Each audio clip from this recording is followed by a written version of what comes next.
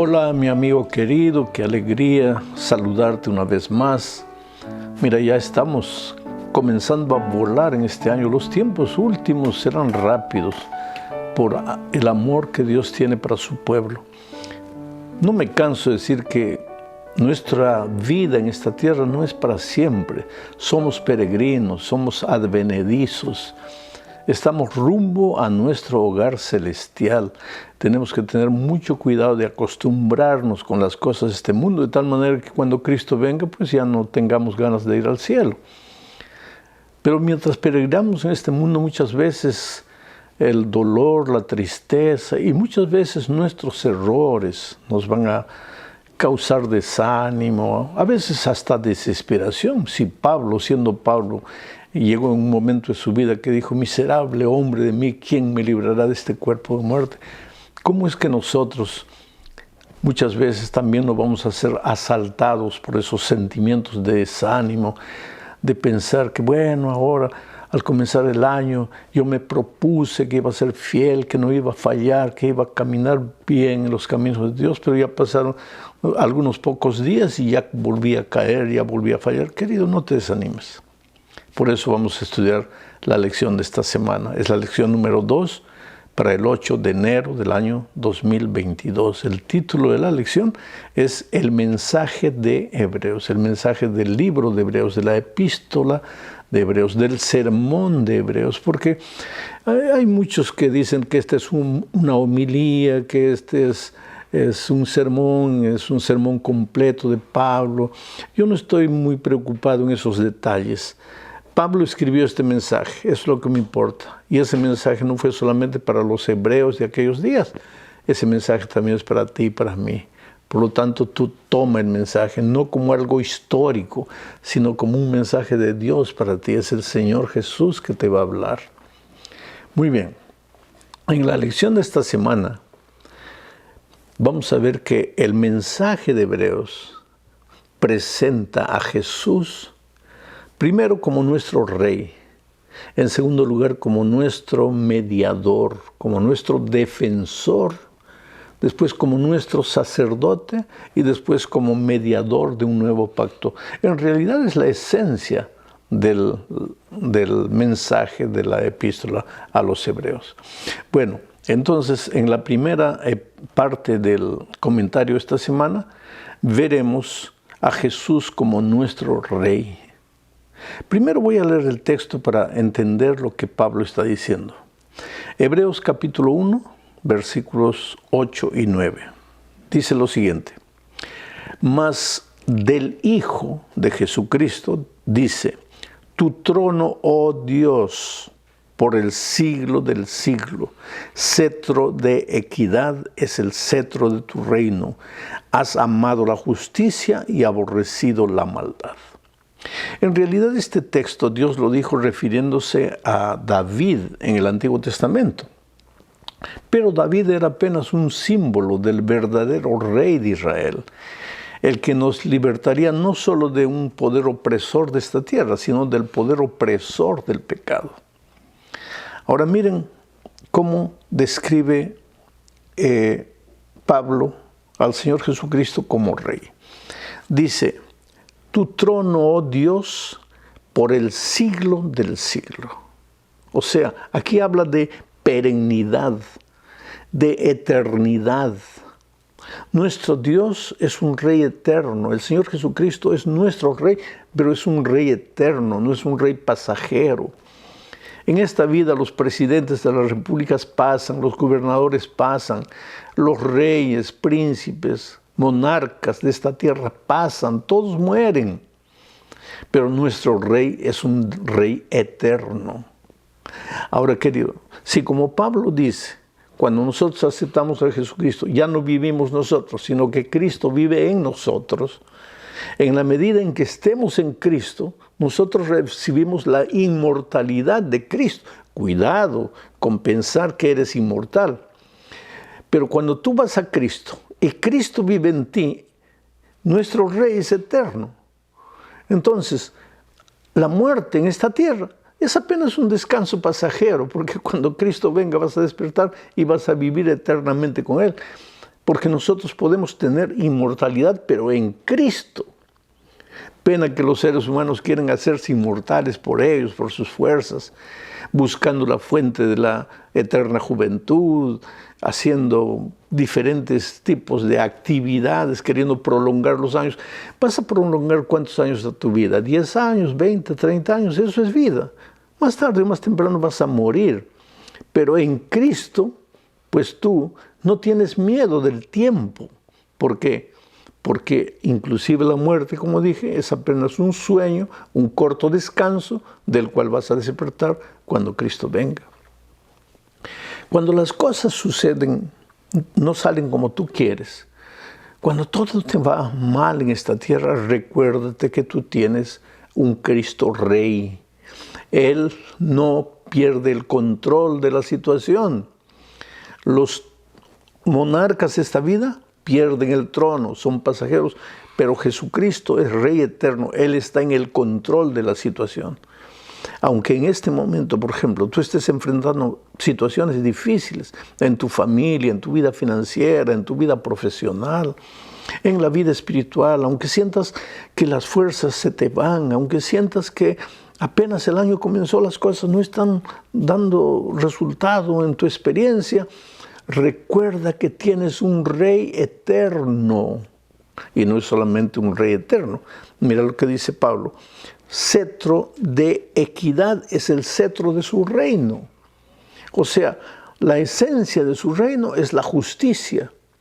Pero no justicia en el sentido de radicalidad, de verticalidad, sino una justicia que es fruto y resultado del amor. Por favor, jamás te atrevas a colocar la justicia contra el amor o el amor contra la justicia, porque la justicia viene de Dios y el amor también viene de Dios. Dios es amor y el cetro de su trono, de su reino, es la justicia. Por lo tanto, querido, no tengas miedo a las injusticias de este mundo. Pero me quitaron la casa que tenía, haciendo uso mal de las leyes de este mundo. Pues no, tranquilo. Tu Rey eterno te va a hacer justicia. Si no es ahora, mañana. Si no es mañana, el próximo año. Y si no te hace justicia conforme a lo que tú piensas que es justicia, es porque Dios tiene un plan mejor para ti, porque Él no falla. El cetro de su reino es justicia. Y dice más algo que me anima mucho. Dice, has amado a la justicia y aborrecido a la maldad. Jesús aborrece a la maldad, no al pecador. Pena que nosotros sabemos, a veces nos airamos contra el pecador. Queremos acabar con el pecador. Queremos destruir al pecador. Humanamente pensamos que el pecador merece sufrir por sus pecados. Para Dios, el ser humano es una cosa preciosa. Dios te ama. Pastor, pero soy un pecador. Dios te ama.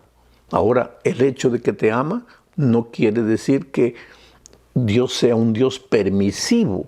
El hecho de que Dios te ama a pesar de tus deslices, de tus caídas, de tus errores, muchas veces repetidos, no quiere decir que Dios sea un Dios permisivo, porque el cetro de su reino es la justicia.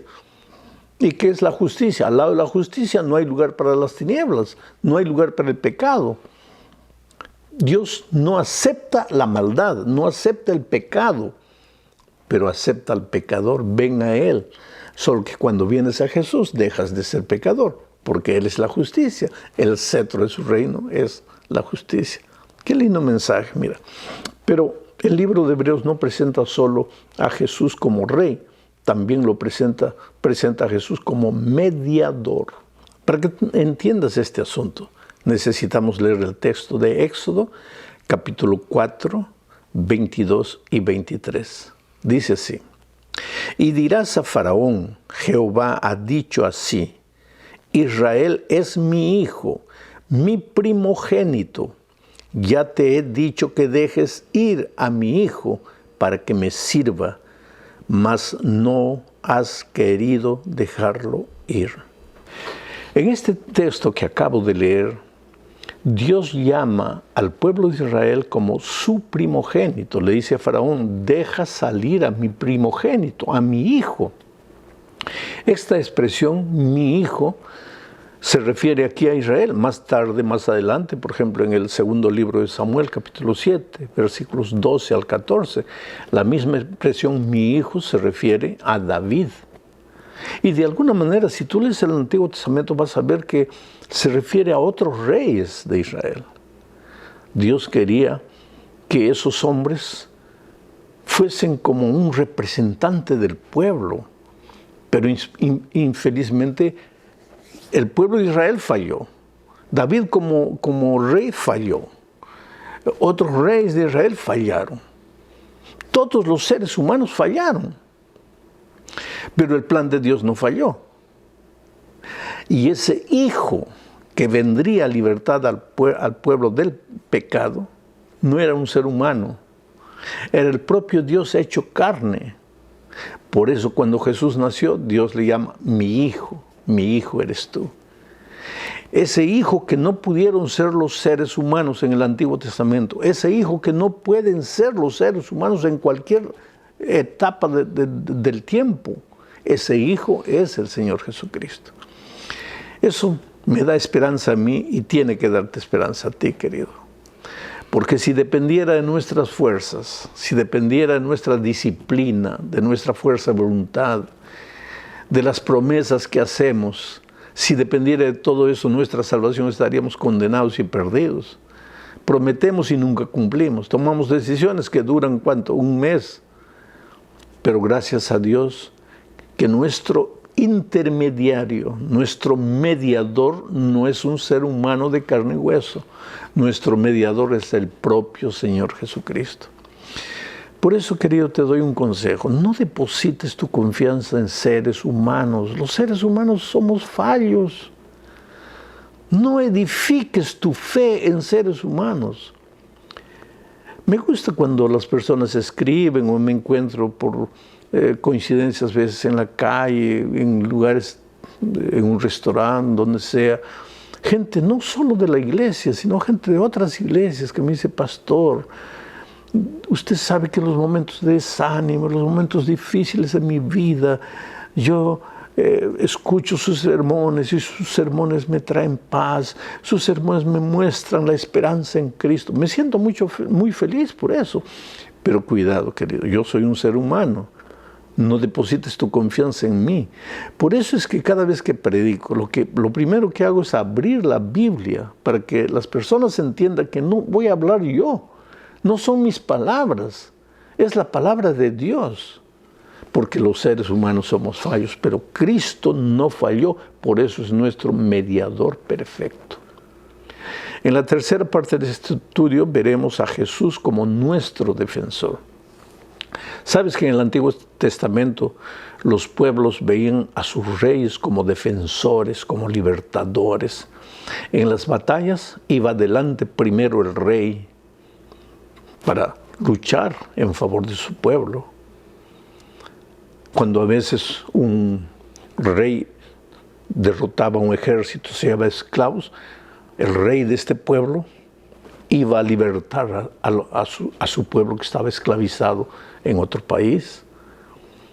Por eso Israel, cuando pidió al profeta Samuel que le nombrase rey, mira lo que dijo, y eso está registrado aquí en el primer libro de Samuel, capítulo 8, versículos 19 y 20. Dice lo siguiente: pero el pueblo no quiso oír la voz de Samuel y dijo, no, sino que habrá rey sobre nosotros, y nosotros seremos también como todas las naciones, y nuestro rey nos gobernará, y saldrá delante de nosotros, y hará nuestras guerras. Es que esa era la idea que los pueblos tenían de su rey. Nuestro rey irá adelante, peleará por nosotros, derrotará al rey enemigo, y nos entregará la libertad. Nos entregará el reino. Ahora, es interesante que cuando Pablo escribe a los hebreos, presenta a Cristo como ese libertador, como ese rey soberano, que sale a la batalla adelante y conquista el reino del mal, lo derrota y nos liberta de las garras del pecado. Mira lo que dice Hebreos 2, 14 y 15. Leo. Así que por cuanto los hijos participaron de carne y sangre, Él también participó de lo mismo. O sea, Cristo se hizo ser humano. Él también participó de lo mismo para destruir por medio de la muerte al que tenía el imperio de la muerte, esto es al diablo, el rey enemigo, el diablo tenía el imperio de la muerte y traía muerte al ser humano. Ahora el versículo 15 sigue diciendo, y para librar a todos los que por el temor de la muerte estaban durante toda la vida sujetos a servidumbre. Quiere decir, nosotros los pobres pecadores estábamos condenados a la muerte.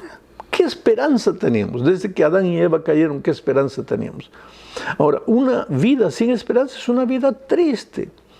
Te levantas de mañana todo apesadumbrado. Claro, estás condenado a muerte. Yo siempre uso la figura del gato y el ratoncito para ilustrar la figura de la condenación. El gato lo tiene al ratón ahí asfixiando, lo mordisquea, no lo mata, porque su deleite no es matarlo, es hacerlo sufrir. El diablo es igualito, nos agarra a nosotros y nos hace sufrir, destruye la familia, destruye el matrimonio, destruye a nuestros hijos, los mete en las drogas, destruye nuestra vida financiera, nuestra vida profesional, nuestra vida social. Llega un momento en que el ser humano no sabe qué hacer, no sabe a dónde ir, quiere morir. Señor, prefiero morir que vivir esta vida de miseria. Pero viene Pablo escribiendo a los hebreos y dice, espera, tu rey ya está, tu libertador. Él se hizo carne y sangre como nosotros para enfrentar al imperio de la muerte y derrotarlo. Y ahora tú ya estás libre. Cada mañana, cuando te despiertes, querido, levanta los ojos al cielo y dile, Dios mío, gracias, estoy libre. Soy un pecador porque he nacido en pecado. Soy un pecador porque todavía cargo la naturaleza pecaminosa conmigo hasta el día de la glorificación. Pero estoy libre, Señor, tú eres mi libertador, tú eres mi rey. Tú eres mi intermediario, tú eres mi mediador, tú eres perfecto, yo soy fallo, sujeto al pecado. ¿No es lo que dice Pablo en Romanos capítulo 7? Quiero hacer el bien, pero no puedo. Quiero andar en los caminos de Dios, pero no puedo. Ahora, si yo quiero andar en los caminos de Dios y no puedo, entonces quien no puede ya no soy yo, sino el pecado que está dentro de mí. Está hablando de la naturaleza pecaminosa. Pero aunque cargues la naturaleza pecaminosa, eres victorioso porque tienes un Dios victorioso, tienes un Rey victorioso. No temas, querido, levántate, confía en el Señor. Ese pecado, ese vicio que te está esclavizando, las cadenas están rotas, están quebradas. Tú estás libre en Cristo, da gloria a Dios por eso. Bueno, siguiendo con el estudio de la lección, en la cuarta parte se presenta a Jesús como nuestro sacerdote. Pero es interesante cómo Hebreos capítulo 5, versículo 1 al 3, describe al sacerdote humano en esta tierra. Mira,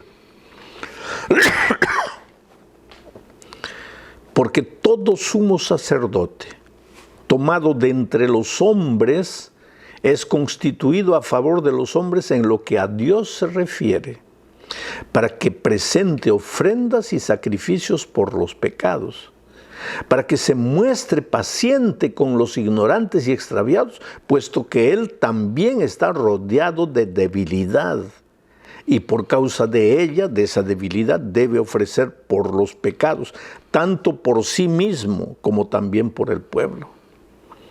¿Cómo Pablo describe al sacerdote de esta tierra, al pastor de esta tierra, al líder espiritual de esta tierra, rodeado de debilidad? El ministro ha aceptado el llamado divino de ayudar al pueblo, de ser paciente con el pueblo, de ayudarlo a crecer espiritualmente, pero el ministro es un ser débil. El sacerdote en los tiempos de Israel, él tenía que presentar el sacrificio primero por él, porque era un pobre pecador, pero después por el pueblo.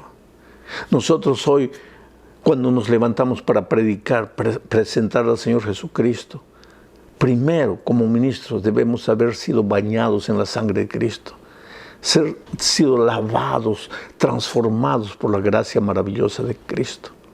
Solo después podremos hablar del poder transformador del Evangelio. Oh querido, vuelvo a repetir, no confíes en los seres humanos. Los seres humanos somos débiles, dice aquí Pablo. Pero Cristo, nuestro sumo sacerdote, Él sí es un varón perfecto. Perfecto. Por eso es que cuando Jesús se presenta al Padre para ser intermediario nuestro, no lleva sangre de animales, lleva su propia sangre, porque Él es el Cordero de Dios que quita el pecado del mundo. Él es el sacerdote perfecto. Él no tiene que ofrecer sacrificio por Él, porque Él vino a esta tierra como hombre, carne y sangre, fue tentado en todo en este mundo, pero no pecó. Y Adán fracasó, entró la muerte. Cristo venció y entró la vida. Hoy día el diablo no tiene más derecho sobre nosotros porque hemos sido comprados por la sangre de Cristo. Nuestra lección de esta semana termina hablando de Jesús como mediador de un nuevo pacto. ¿Por qué? Porque el pacto que Dios hizo en el Antiguo Testamento con los seres humanos, pues todos los seres humanos fallaron. Adán falló, Abraham falló, Noé falló, el pueblo de Israel falló, David falló. Todos los grandes hombres del Antiguo Testamento, aunque anduvieron en los caminos de Dios, aunque amaron a Dios, aunque sirvieron a Dios, y aunque tuvieron muchas cosas buenas en su vida, también fallaron. Entonces viene Cristo para ser mediador de un nuevo pacto. Y mira lo que dice Hebreos capítulo 8, versículos 10 y 11. Por lo cual este es el pacto que haré con la casa de Israel después de aquellos días, dice el Señor. Pondré mis leyes en la mente de ellos. Y Pablo aquí está registrando palabras de Jeremías del Antiguo Testamento. Pondré mis leyes en la mente de ellos. Quiere decir que en el nuevo pacto la ley tiene lugar. Pondré mis leyes en la mente de ellos. Solo que ya la ley no está en tablas de piedra, está en la mente de ellos. Pondré mis leyes en la mente de ellos. Y sobre su corazón las escribiré. La ley ya no está escrita en tablas de piedra, ahora está escrita en el corazón. Pero la ley existe, los principios son eternos. Y seré a ellos por Dios y ellos me serán a mí por pueblo. Y ninguno enseñará a su prójimo. ¿Por qué no? Y ninguno enseñará a su prójimo, ni ninguno a su hermano diciendo conoce al Señor, porque todos me conocerán, desde el menor hasta el mayor de ellos. ¿Sabes lo que Dios está diciendo en este texto? Que el Señor Jesucristo no se limita a la letra, no se limita a lo que se ve. El pueblo de Israel, ¿sabes cuál fue el error? Que ellos miraban la letra y estaban desesperados para cumplir la letra, para mostrar a las otras personas que estaban siendo fieles a la letra. Pero Jesús viene no para acabar con la ley, no para terminar con la ley, sino para tomar la ley, los principios de la ley y colocarlos en la mente y en el corazón. Ahora no es un evangelio de teoría, es un evangelio de vida, de practicidad, de realidad. Ya no tienes que andar con los mandamientos escritos y mostrándole a todo el mundo. Los mandamientos tienen que estar escritos en tu vida, en tu manera de ser, de actuar. Y las personas cuando te ven van a ver que los principios de la eterna ley de Dios son válidos y son prácticos y son realidad en tu experiencia transformada por el Señor Jesús. Oh querido, qué mensaje maravilloso el de Hebreos. Vamos a analizar detalles de todo esto a lo largo del trimestre. Que Dios te bendiga ricamente. Un abrazo y no te desanimes, querido. Levanta la cabeza. Estamos empezando apenas el año y de repente ya fallaste. No te desanimes, levántate. Dios te ama mucho. Y si en estos primeros días todavía las cosas no se han ajustado en tu vida, tampoco te desanimes. Dale tiempo a Dios. Muchas veces tu tiempo no es el tiempo de Dios y el tiempo de Dios no es tu tiempo. Paciencia, porque la promesa de Dios se cumplirá y no fallará. Un abrazo.